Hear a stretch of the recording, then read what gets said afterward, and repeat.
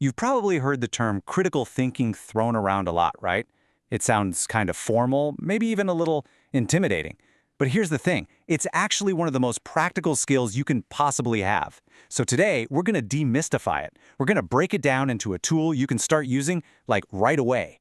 Let's get started with a question that gets right to the heart of it all. So let's just start with this. Every single day, we're taking in information from people we see as authorities, on the news, at our jobs, in our communities. But when was the last time you really stopped and asked yourself, what if the experts are just wrong? This isn't some new age problem. It's actually one of the oldest questions in philosophy. About 2,500 years ago, this guy Socrates went around Athens and made a real habit of questioning the most powerful people he could find. And what he discovered was pretty startling. Being an authority doesn't automatically mean you know what you're talking about.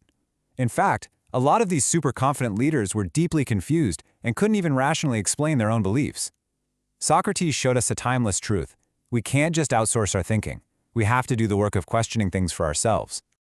And that whole tradition of asking deep, probing questions, well, that's the foundation of what we now call critical thinking. So let's get past the buzzword and figure out what it really means.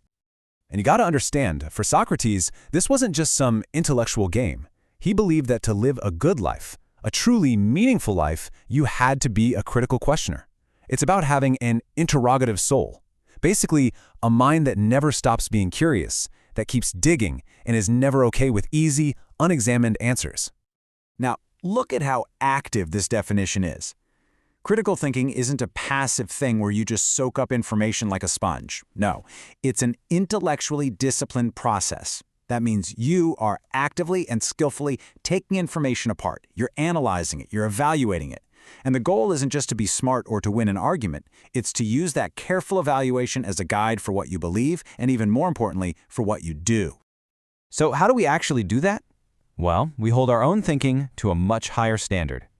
We have to start asking ourselves tough questions. Like, is my point of view really clear? Am I being precise enough with my words? Is this information I have actually accurate? And is it even relevant to the problem at hand? See, it's not just about being skeptical of others. It's about being your own toughest critic to make sure your thinking is logical, complete, and fair. And our idea of what this means has actually evolved over time. The first wave of thinking about this was all about pure logic, analytical, objective, almost like a math equation. But then, a second wave came along and said, hold on, that's way too narrow. Real effective thinking isn't just a calculator in your head. It uses your whole mind. It needs creativity to see new solutions, intuition to feel when something's off, and empathy to really understand where other people are coming from. Okay, so that's the what. But let's be real. Why should you care? Because this isn't just some dusty old philosophical idea. When you get good at this, critical thinking becomes a genuine superpower in your everyday life. For real. At work, it is a total game changer. Just think about the challenges you deal with every day. The ability to reason through a really high-stakes decision, to solve a messy, complex problem that has no easy answer, to come up with a creative idea that no one else has thought of yet. All of that is powered by critical thinking. It is the engine that drives real innovation and growth. And its impact goes way beyond our jobs. A healthy democracy absolutely depends on it. I mean, how are we supposed to cut through all the noise to evaluate public policies? How do we really assess candidates and what they're promising?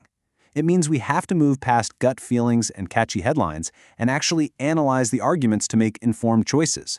Without that skill, we're not really participating. We're just reacting. So if it's this important, how do we get better at it? Well, here's the great news. Critical thinking is a skill, not something you're just born with. And just like any skill, it gets stronger the more you practice. So here is a simple 5-step mental workout you can do to start building that muscle. Some of these might actually surprise you. Taking up a creative hobby, like painting or playing guitar, isn't just for fun. It literally builds new pathways in your brain and makes you a more flexible problem solver.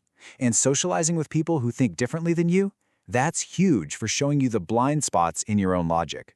But let's zoom in on two of the most powerful habits on this list. And here we are, right back to Socrates. You have to make a habit of asking questions about things you normally just accept as true. Now, this isn't about being argumentative for the sake of it. It's about training your brain to see the whole picture. Simple questions like, wait, what assumptions am I making here? Or, is there another way to look at this? Can totally change how you see the world. And the other key practice? Become a mental time traveler. Before you make a decision, big or small, just pause for a second. Try to play out the consequences in your head. What's going to happen tomorrow? What about next week? Or even next year? This habit of thinking through the chain reaction of your choices is the absolute core of logical reasoning, and it gets so much easier and more automatic the more you do it.